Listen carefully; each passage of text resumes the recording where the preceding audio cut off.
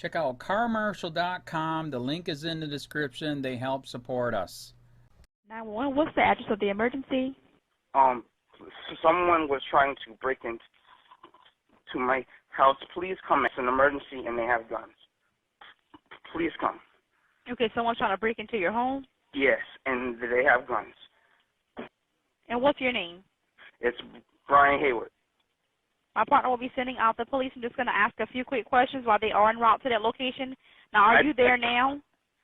I don't. Are you at that location now? Yes, ma'am. Yes, I'm here. And please tell them to hurry up, please. And my brother Wingo was already shot out. So they already took your brother Wingo out? Yes, it's out. Are you still inside the laundry room? Yes, I'm in the laundry room. But okay. the back door is halfway open. Okay, well, keep very quiet and stay out of sight, okay? He's inside my house. He is? Okay. Yes, hurry. Please hurry. Don't say anything.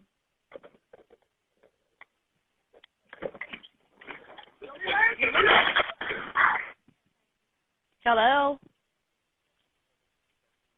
Hello?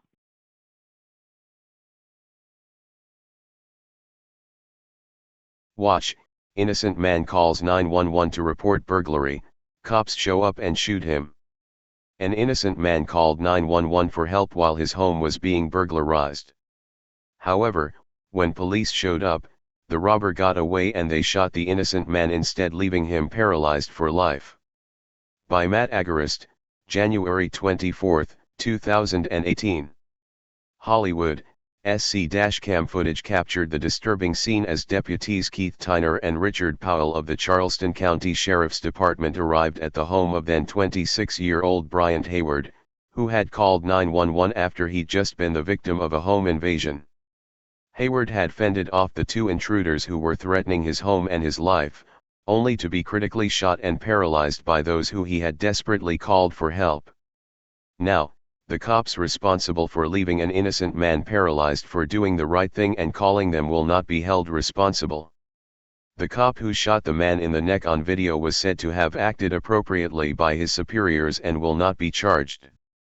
We have concluded that Deputy Keith Tyner acted appropriately in response to an apparent deadly threat, Senior Assistant Deputy Attorney General Heather Weiss said in a letter to state investigators last week, and that there is insufficient evidence to merit criminal prosecution.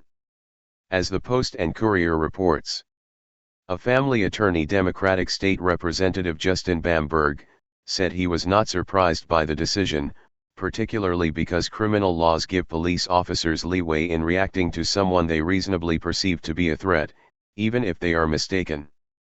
Tyner might have reacted differently had he and the dispatchers who initially handled the 911 call been better trained to handle such situations, Bamberg said.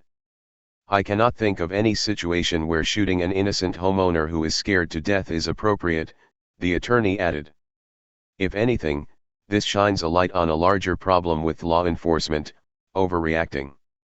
As TFTP reported at the time, on May 7, 2015, Hayward frantically called the police to report two men attempting to break into his home. After calling the police, he called his brother, who informed him that there was a gun in his bedroom. The suspects shot at Hayward twice, and he returned fire. Nobody was harmed, but the intruders were successfully chased off. Advertisement. I didn't want to shoot but I had to, he said. After arriving on the scene, the officers saw Hayward, who was still holding the weapon, and screamed, "Show me your hands, show me your hands." Immediately following the demand, without giving Hayward any time to respond, one of the officers began shooting at the innocent man less than 2 seconds after initiating contact. The bullet struck Hayward in his neck, rendering him a quadriplegic. "Wrong guy, sir," Hayward cried as he lay bleeding on the ground. "I should have put the gun down but I didn't," Bryant Hayward reportedly told the detective inside the ambulance. "He thought I was the crook and shot." Tragically, this poor man blames himself for the actions of the trigger-happy police. An attorney hired by the family told reporters at the time that this is a show of his good character, and does not mean that the shooting was justified. To rely solely on someone's untrained ears and eyes to evaluate the contents of the dashcam video, to include the time period to which this very complex sequence of events occurred, would be totally unfair and inappropriate to all parties involved. Read a statement from the department, downplaying the lunacy of the officer's actions. As you can imagine, a scene of this magnitude always tends to be very chaotic in its early stages, which is very common. To this day, I continue to pray for Bryant Hayward's family as well as for our deputy. Now, it is time for us to allow the investigative process to run its course. To add to the controversy surrounding Hayward's case, a pending lawsuit on behalf of Hayward alleges that police intentionally covered up the details of the shooting to minimize public backlash over shooting an innocent black man. According to the lawsuit, sheriff's officials conspired to withhold certain details in Hayward's case. Those include a report by the deputy that said Hayward had pointed the gun. As the Post and Courier points out, amid a national inspection of police conduct, the account would have been hotly disputed at the time, but it wasn't released until last year. Had Hayward stuck to warding these intruders off and not called 911, things may be very different right now, sadly. People often say, if you don't want to be killed by cops, don't break the law, yet they still find ways to attempt to rationalize and justify cases like these, which are not isolated incidents.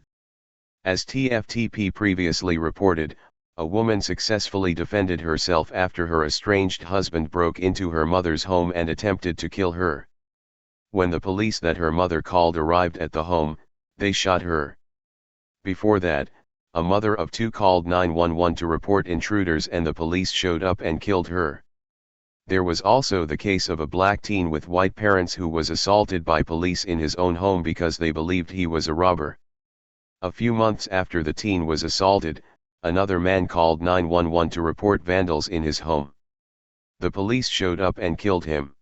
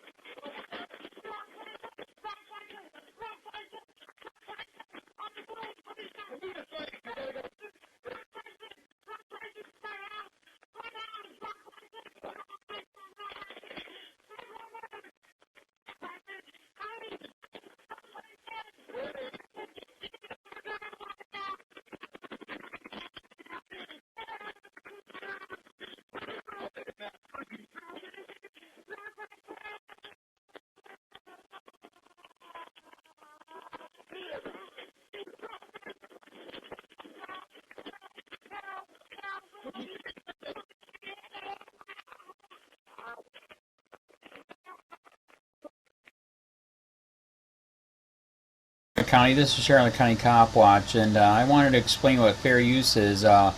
You can use pieces of news articles if you're doing it for news reporting, you have commentary, and you're doing it for education purposes. So that's what fair use is, as you can see right here.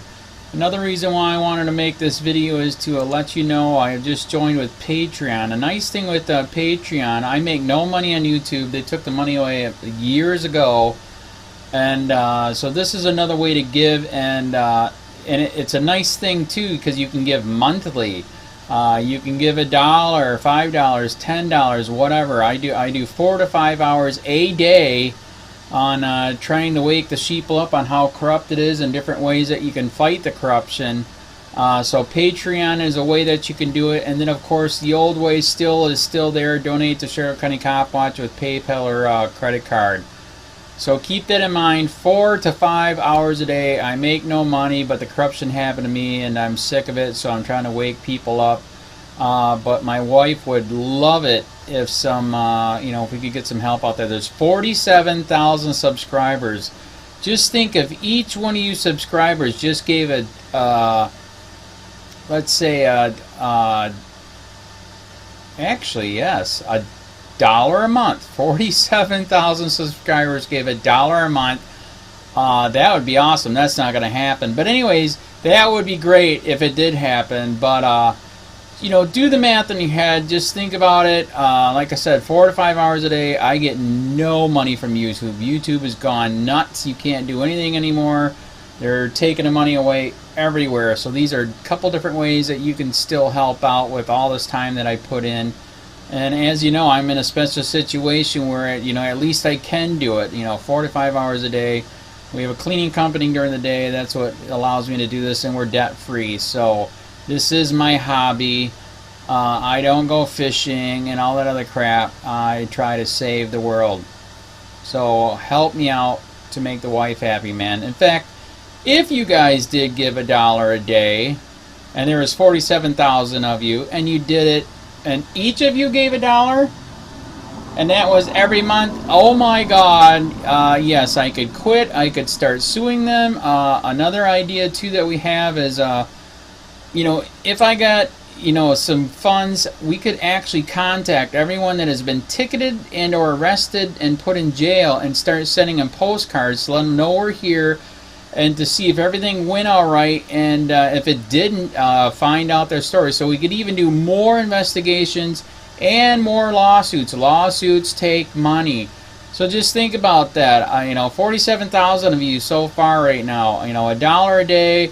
I mean, $1 a month on Patreon, or $5 a month Patreon, 10, 20, whatever. Just do the math in your head. Help out. This is a lot of work every single day. Thanks.